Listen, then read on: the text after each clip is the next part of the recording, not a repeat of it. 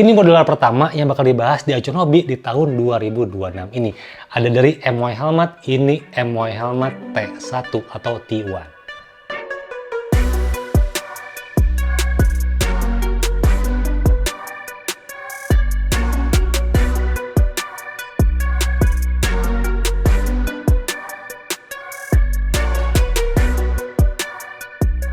Assalamualaikum, halo semuanya. Selamat datang kembali di channel Acuan Hobi bareng gue Zandi. Ya, sekali ini gue bakal bahas helm modular lagi. Sekarang dari brand MY Helmet yang dia diimport dari Taiwan. Dan mungkin bakal ada yang tertarik menggunakan helm ini karena dia cukup mencolok. Walaupun dia sebuah helm modular gitu ya, dia nggak simple.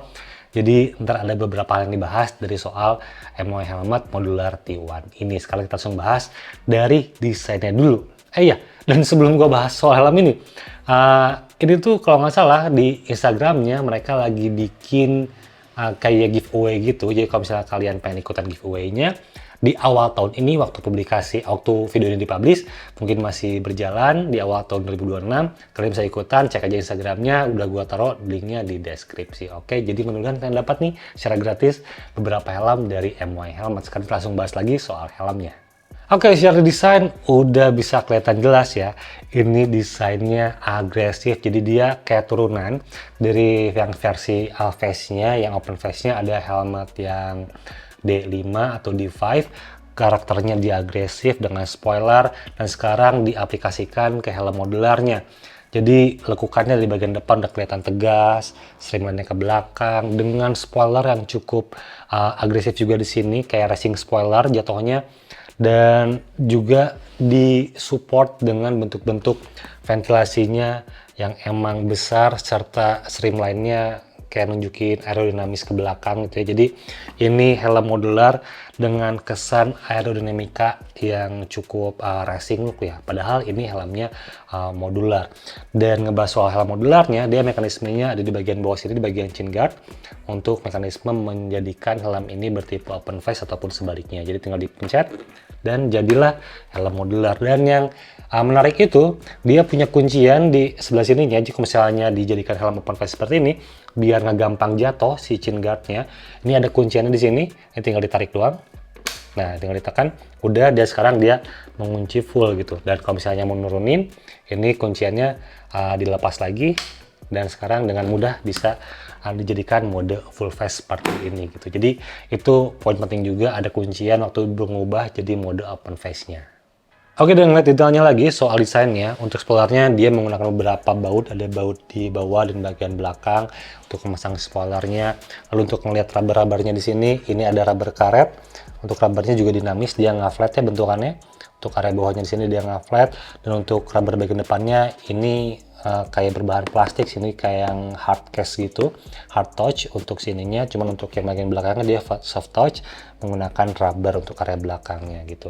Overall sih sebenarnya untuk eksterior dia rapih ya, QC-nya baik, secara detail-detailnya juga baik untuk helm MY Helmet T1 ini gitu. Dan ngomongin soal ventilasinya sekarang, untuk ventilasinya ada mount fan di area depan sini, ada mount fan mekanisme di sliding, dan ini direct ke area visor untuk si mount fan di area mulut sini ya, di bagian chin guardnya dia ke arah visor untuk mengurangi embun di kondisi-kondisi tertentu. Lalu untuk bagian atasnya dia ada dual intake ventilation di sini. Ada dual intake ventilation, dia mekanismenya di sliding dan size-nya atau dimensinya cukup besar untuk ventilasi masuk dari si helm ini. Dan di area belakang ada outlet atau exhaust port buat ngelepasin hawa panas di balik si spoilernya di sini gitu. Itu untuk ventilasinya, dan untuk finishing ventilasinya juga oke sih di sini. Dia teksturnya juga oke, bertekstur. Untuk si ventilasinya bertekstur dan besar, serta detail molding ABS-nya atau molding si plastiknya juga ini rapih banget sih, nggak ada yang runcing gitu, nggak ada yang tajam-tajam di bagian ujung-ujungnya juga ini oke. Untuk build quality dari si helm MY Helmet T1 ini yang modular gitu. Lanjut ngebahas soal visornya sekarang. Visornya dia ini kelihatannya masih semi flat, belum yang flat, tapi ada visor lock di sini. Mekanismenya dia konvensional, tinggal ditekan dan di push sedikit untuk nguncinya, dan untuk melepasnya juga tinggal ditarik doang gitu. Ada genggamannya bagian depan. Di sini ada visor lock ya. Oke gitu. Dan yang menarik itu, ini helm bisa berubah jadi modular walaupun si visornya kebuka, karena beberapa helm itu tuh harus visornya menutup dulu baru bisa jadi open face. Cuman ini nggak perlu, kalau visornya udah kebuka kalian tinggal naikin juga si chin guardnya dan akhirnya bakal menyatu di atas untuk si visornya. Dan waktu nurunin ini ikut turun juga untuk si visornya. Itu hal-hal kecil yang menarik aja sih gitu. Secara fungsional bisa ngebantu atau enggak sih, tergantung kalian pakainya seperti apa. Oke, seperti itu untuk fitur di bagian eksteriornya. Lalu untuk shell materialnya helm ini menggunakan thermoplastik yang secara subjektif gue bilang di sini ini cukup solid sih, nggak ringkih, nggak ada bunyi-bunyi decit apapun dari si helmnya gitu ya. Ini oke banget, semuanya solid untuk termoplastiknya, dan sertifikasinya ini sudah SNI karena masuk ke Indonesia, dan juga dia sudah di OT untuk sertifikasi dari helm T1 ini. Dan untuk bobot helm ini di 1740 gram lah. Ya, sekitar 1700 sampai 1750 gram. Oke, dan selain itu helm ini sudah mempunyai sun visor. Tadi gue kelewat ngebahas sun visornya. Helm ini sudah sun visor dengan resminya di area kiri di sini ya, di atas. Ini tinggal diturunin, dinaikin. Nah, turunlah sun visornya yang emang dia intensitasnya cukup gelap untuk menghalau sinar matahari gitu ya. Cukup gelap, dan lihat posisinya pun ini kayaknya menutup sempurna semuanya. Waktu dijadikan mode full face seperti ini, sun visornya menutup dengan sempurna. Kalau misalnya kita coba naikin jadi mode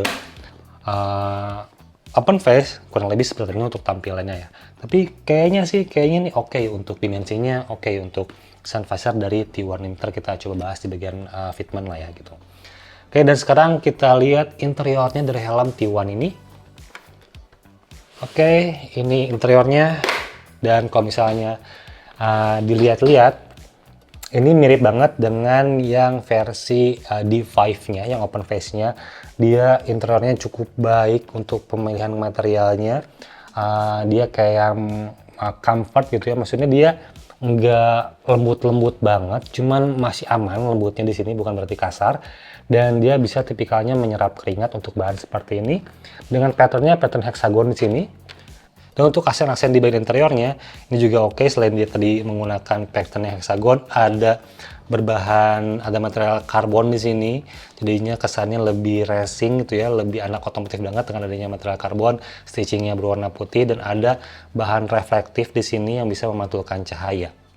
Untuk sistem pengunciannya menggunakan Micromatic Retention System, sistem pengunciannya, dan ada ring juga untuk menyimpan helm ini dijepit di antara jok motor kalian di sini, jadi lebih aman dengan adanya ring seperti ini.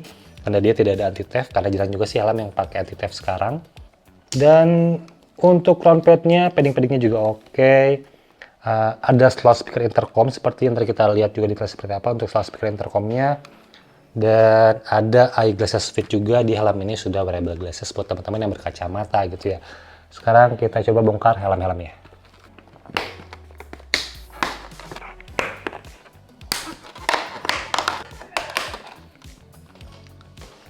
Oke, udah kelepas semuanya. Untuk padding-paddingnya kita lihat dulu soal IPS-nya. IPS-nya di sini berwarna gelap, berwarna hitam. Lubangnya juga ada jelas, rapi juga. Lubang untuk intake-nya ada 2 buah lubang, dan untuk outlet-nya ada 2 buah lubang. Untuk kanalnya atau jalur udaranya ini cukup dalam juga untuk streamline-nya, untuk nge-supporting udara yang masuk ke sini gitu ya. Kanalnya juga cukup dalam, cuma secara fitur gue belum bisa ngetes, belum bisa memberikan impresi fitur ventilasinya. Dan helm ini sudah ada slot untuk speaker intercom di sini yang di cover dengan part ABS yang rapi juga sih ya di sini ya. Ini rapi, cuman emang sayangnya dia nggak ada IPS di bagian pipi, jadi IPS-nya hanya di bagian crown head doang, pipi yang utamanya gitu ya. Cuman untuk bagian pipi dia belum ada IPS gitu, tapi setidaknya mereka nge-cover dengan cover plastik yang rapi di sini untuk cover plastiknya. Oke. Jadi itu rapi, ini untuk IPS-nya. Oke, cukup oke. Dan untuk paddingnya, cheek padnya kunciannya cukup banyak sini. Ada 5 buah snap button. Ada 4, 1, 2, 3, 4. Ada kuncian 4 snap button. Bawahnya pun ada kunciannya lagi diselipin gitu ya. Dia ngunci juga. Jadi untuk dimensinya yang cukup besar di sini, cheek padnya. Jadi membutuhkan snap button yang banyak juga. Oke, dan si paddingnya cukup firm sih. Jadi dia nggak lembut banget, tapi sedikit agak kaku sih ya sini. sedikit agak keras, cuman ya untuk nge-supporting padding agar kitanya nggak gampang bergerak sih sebenarnya. Tapi cukup aman sih, ini aman banget sih untuk kelembutan density-nya gitu. Dia lebih kayak snug aja nantinya untuk sizing yang sesuai gitu. Jadi enak untuk density padding seperti ini. Oke. Dan ini untuk crown pad-nya, ini crown pad-nya kunciannya di depan, tinggal diselipin doang, tidak ada snap button, good point, jadi nggak ada pressure ke jidat kita. Untuk bagian belakang menggunakan step button di sini. Dan ya density-nya juga oke, ini sedikit lebih lembut untuk density crown pad-nya dibandingkan dengan si bagian cheek pad-nya gitu di sini. Oke, dan untuk ini ada area chin curtain, ini chin curtain-nya untuk area dagu sih ya, untuk minimalisir udara yang masuk, suara yang masuk, dan juga angin yang masuk menimbulkan kebisingan, jadi ditutup di area chin curtain-nya di sini, di bagian dagu gitu ya. Oke, jadi itu untuk interiornya. Sekarang kita pasang lagi dan kita bakal masuk ke segmen fitment. Oke, sekarang kita masuk ke segmen fitment. Gue bakal jelasin gimana impresi pemakaian dari helm modular MY Helmet T1 ini. Cuman sayangnya ini sizingnya nggak terlalu sesuai dengan lingkar kepala gue.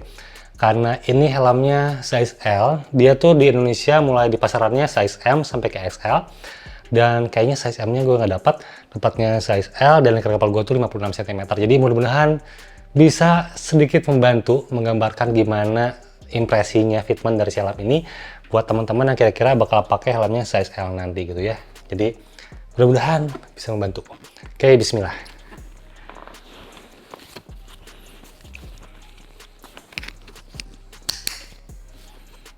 Oke, kita coba modenya jadi jadi open face ya.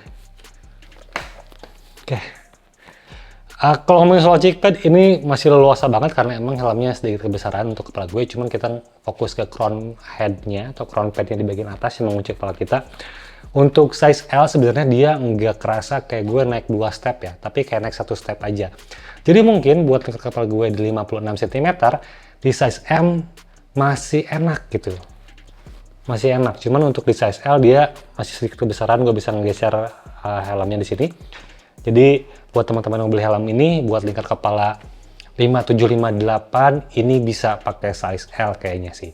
Tapi buat yang lingkar kepalanya 56 cm kayak gue itu size M juga kayaknya cukup. Sama kayak yang versinya D3 and D5 yang versi open face-nya dari MY Helmet, gue tuh pakainya itu yang size M karena emang perlu upsize. Jadi helm ini perlu upsize, cuman ini luasa banget untuk pipinya, jadi kemungkinan buat teman-teman yang punya lingkar kepala besar ataupun yang cabi nih ya, ini kayaknya cocok di helm ini gitu.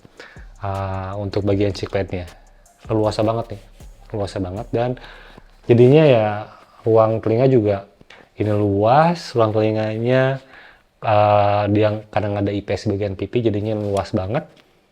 Begitu, jadi kenapa ini sedikit agak ada gapnya cukup jauh karena memang tidak ada IPS bagian pipi, dan paddingnya ini nggak terlalu tebal gitu. Jadi ini dibikinnya tetap proporsional untuk ketebalan paddingnya sih gitu. Jadi bakal tetap enak. Tapi untuk crown headnya cukup enak sih.